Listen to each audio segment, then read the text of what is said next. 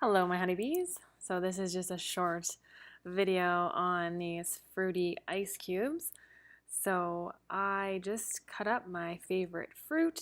So we got some kiwi, strawberries, cucumber, oranges, and some blueberries. You can use any fruit, mix and match. And I just alternated, and sometimes I paired some up, and then you just fill it up with water, freeze overnight, and voila, we have fruity ice cubes.